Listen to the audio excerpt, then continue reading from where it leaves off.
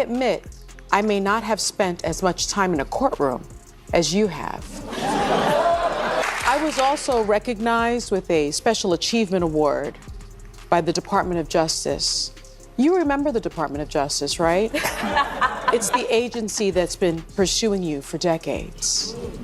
And like Madam Vice President Kamala Harris, I've had a history of prosecuting sex offenders.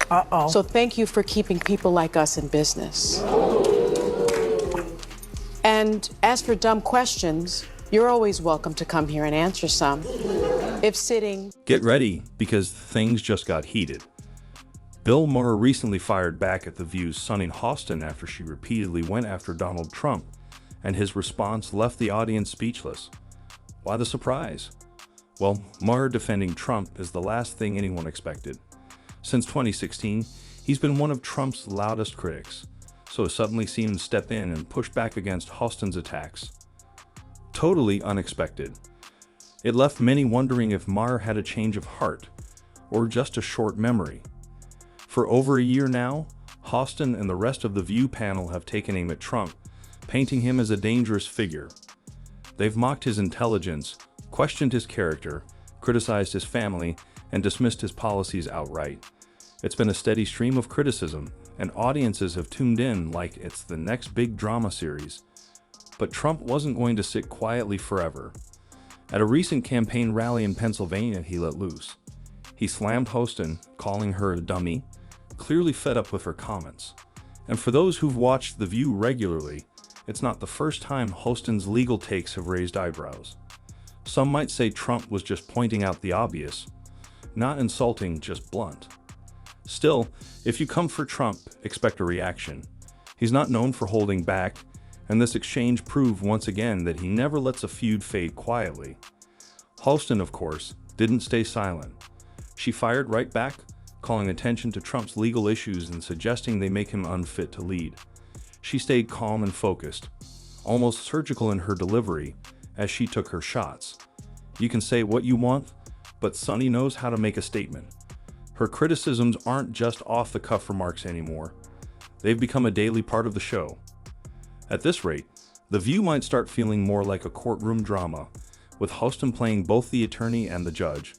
As for Trump, he seems to be leaving the back and forth to his supporters while he focuses on his campaign. But one thing's clear, this feud isn't over. Not by a long shot. I think the other one asking the question is dumber than Kamala, so she's a dummy. I watched her over the years. That is one dumb woman. Sorry. I'm sorry, women. She's a dummy. Things have taken a surprising turn, and one of the biggest shockers. Bill Maher, of all people, defending Donald Trump. That's right. Maher, who's been openly critical of Trump for years, stepped in to push back against recent attacks tied to the Stormy Daniels controversy. And those attacks? They were the centerpiece of Sunny Hostin's fiery anti-Trump rant on The View. But here's where it gets interesting. Maher pointed out something many seem to be missing. Daniels' claims have some clear inconsistencies. You don't need to be a top lawyer to catch them. Maher suggested that Hostin, if she were really digging into the facts, would have spotted the holes. Instead, he argued, she's caught up in today's woke culture, where outrage often takes the place of evidence. Maher didn't hold back. With his usual sharp humor, he took aim at Hostin's dramatic speeches, saying her constant attacks are actually helping Trump gain more support. According to Maher, the more people hear these over-the-top criticisms, the more they rally behind Trump, not because they love him personally, but because they're tired of the finger-pointing. He also called out what he sees as a political circus. Legal battles used less for justice and more to score points on cable news. To him, it feels more like a scripted soap opera than a serious legal issue. And Maher's not alone in thinking this. Many voters see Trump's legal fights not as signs of guilt, but as proof that he's being targeted. They view him as the underdog, standing up to a system that doesn't work for them. And that message is landing. Sunny Hostin, meanwhile, didn't just go after Trump. She turned her frustration on the voters, blaming them for backing someone she believes is unfit to lead. That move, Maher suggested, is straight out of the woke playbook. When facts don't stick, turn on the people who disagree. But that approach didn't land. Instead, it backfired. Hostin seemed out of touch with why people still support Trump, not because they love everything he says, but because his policies resonate more than what the other side is offering. And Maher drove that point home. He argued that while one side is focused on traditional values like border control and the economy, the other side is pushing confusing and extreme ideas, like letting kids make major life decisions without parental input, or rewriting history to fit today's standards. He even touched on controversial topics like trans athletes competing in women's sports, saying it's leaving many people, especially women, feeling unheard and pushed aside. In Maher's view, all of this creates a landscape where Trump, for all his flaws, starts looking like the most reasonable option. His message was clear. Voters care more about practical concerns like gas prices and safety than debates about pronouns or cancel culture. They want real solutions, not lectures. And just when you thought it couldn't get any messier, Sunny Hostin's own argument ended up turning on her, in a big way. Let's just say, in a twist of poetic justice, she may have unintentionally thrown her own husband under the bus. But more on that in a moment, so stay tuned.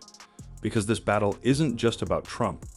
It's about who gets to shape the conversation, and how far people will go to silence those who think differently. That's been pursuing you for decades. And like Madam Vice President Kamala Harris, I've had a history of prosecuting sex offenders. So thank you for keeping people like us in business. And as for dumb questions, you're always welcome to come here and answer some, if sitting so close to a prosecutor won't make you nervous. I'll even give you a free View mug. Not to be confused, though, with the mugshot. Just 2 months ago, Sunny Hostin was bashing Trump on The View, ranting about justice and legal ethics. But behind that moral high ground, a massive skeleton was hiding in her own closet. Turns out, while Sunny was going after Trump, her own husband was allegedly involved in insurance fraud, and not just minor stuff. We're talking major lawsuits, even whispers of RICO charges, the kind used against the mob. So, while she's been busy criticizing Trump's legal mess, her own home is shaking with courtroom drama. Hypocrisy much? But it gets juicier. The Hostins aren't just defending. They've launched a $5 million countersuit, calling it all defamation, and they've lawyered up with heavy hitters like Mark Geragos. Yeah, that Geragos. This isn't the first time karma hit The View cast hard. Remember when Whoopi Goldberg went off on Bill Maher for suggesting life should move on post-COVID? She flipped out, then got suspended herself for Holocaust comments. Yikes. It's a pattern. Go after Maher or Trump, and things tend to blow up in your face. Here's the real kicker. Maybe, just maybe, Sunny should focus less on other people's skeletons and more on sweeping her own porch.